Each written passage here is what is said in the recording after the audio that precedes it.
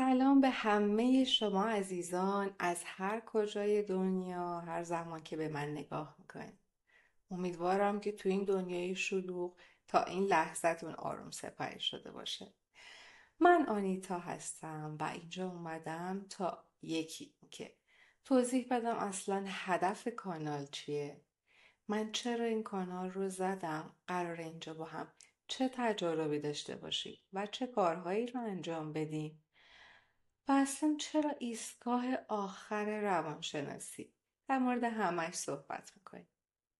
اول از همه باید بگم که اون عزیزانی که از اینستاگرام به من نپیوستن و توی یوتیوب با هم آشنا شدیم، ضمن اینکه بهتون سلام میکنم و خوشحالم که دارمتون. باید بگم که روانشناس هستم، همچنان بر تخصصم میخونم، اما علتی که اینجام بیش از علم تجربه هایی که تو زندگی داشتم. خیلی از شما عزیزان پروفسور یونگ رو میشناسید، ولی ما روانشناسا میدونیم که یه نقطه عطفی در علم روانشناسی هستن ایشون. یه چند تا جمله دارن که مصداق همین صحبت منه که میگم تکیه بر تجربم از تکیه بر علمم بیشتر باعث شد که اینجا در کنار شما باشم.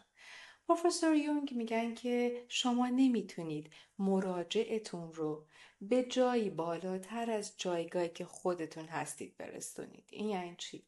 یعنی اگر چیزی رو واقعاً با جان دل لمس نکرده باشین و فقط یه انتقال اطلاعات باشه، شما نمیتونید اونقدر که باید در قلب و روح طرف مقابل نفوذ کنید. و همچنین اگر خودتون خودکاوی، خودشناسی و واکاوی نکرده باشین و فقط یک چیزی رو صرفاً تکرار کنید، منها اینکه خودتون رشد نمی کنید، چیزی برای دادن به نفر مقابلتون ندارید. پس اینجام که هم خودم ورژن بهتری از خودم بسازم، هم در کنار شما یه تیم تشکیل بدیم. و وقتی میگم تکیم بر تجربم هستش، اینه که تجربه صرفاً از اتفاقات تلخ نمیاد، میتونه از مصاحبت با آدم‌های بزرگ، اتفاقات خاص توی زندگی آدم باشه، چه خوب چه بد. و اینجام چون میدونم توی روزای سختمون خیلی موقع ها شده، خیلی از ماها دلمون میخواسته یکی باشه بگه چرا، یکی باشه بگه چجوری، بگه اصلا چرا اینطوری شد، یکی باشه آروممون کنه و تنها بودیم. و این تجربه ها و درس هایی که خوندم به من یاد داده که ما توی تجربه اصلی و اساسی زندگیمون و به خصوص تلخ تنهاییم و به طور کلی ما در زندگی تنها هستیم و بیشتر از همه باید تکیه‌مون به خودمون باشه. و علت این که من اینجام و سعی میکنم یک سری آموزش ها، تمرین ها، مدیتیشن، کتاب و به طور کلی یک سری اطلاعات رو منظم و طبقه بندی شده اینجا قرار بدم و با هم پیش بریم، اینه که تو اون روزهای تلخ دیگه بتونیم خودمون یه یاری دهنده کوچیک برای خودمون باشیم، خودمون یه نقشه راه کوچیک اینجا دستمون اومده باشه و توی اون روزا بتونیم دستیرشونه خودمون بذاریم و همینطور اینجا یه تیمی رو درست بکنیم که بتونیم با هم تبادل کنیم، صحبت کنیم و بدونیم که در آن روزها تنها نیستیم و یه جایی برای رجوع کردن وجود داره. من اعتقادم اینه بیش از 80% ماها اگر یک آموزش صحیحی ببینیم، یک نقشه راه خوبی میتونیم برای زندگی خودمون درست کنیم. ماها کافیه بخوایم، بتونیم و بلد باشیم. اکثرمون میخوایم که بهتر از دیروزمون باشیم، مادر بهتری، پدر بهتری، همسر بهتری، آدم قوی تری، کارمند موفق تری، آدم با تحصیلات تری، آدم بهتری باشیم. اما خیلی همون نمیتونیم و این نتونستن از ندونستن میاد.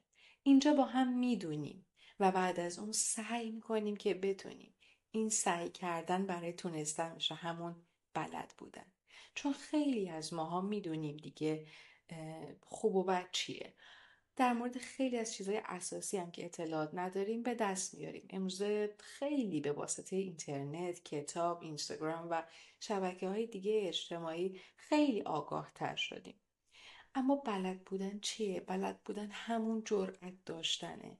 اینکه جرأت داشته باشی چیزی رو که بلدی و اصلا شبیه اون آدمی نیست که دیروز بودی رو ارائه بدی. واکنش ها و فیدبک های منفی رو تحمل کنی. گاهی اوقات ورژن جدید شما اصولا خیلی بهتر از ورژن قبلیه، اما آدم ها به همون آدم اشتباه کار باج بدهی که نه نمیتونست بگه عادت دارم. و اینجاست که واکنش های بدی رو اصولا از اطرافیان میگیریم و بلد بودن، جرأت ورزی اینجا به کمک ما میاد. پس اینجاییم تا بخوایم و بتونیم و بلد شیم آخرین روانشناس خودمون باشیم. اینه که من اینجا رو اسمش رو گذاشتم ایستگاه آخر روانشناسی. امیدوارم که ایستگاه خوبی براتون باشه، چون من معتقدم 80% ما و بیشتر اگر یک کمک حرفه‌ای و خوب داشته باشیم، با یه تیم خوب پیش بریم، میتونیم یه نقشه راه واسه روزهای سخت خودمون داشته باشیم. و تنها شاید 20%، 30% از آدم ها واقعا مداخله جدی پزشکی نیاز دارن. بیشتر ماها فقط تنهایی. دوستتون دارم، میبینمتون.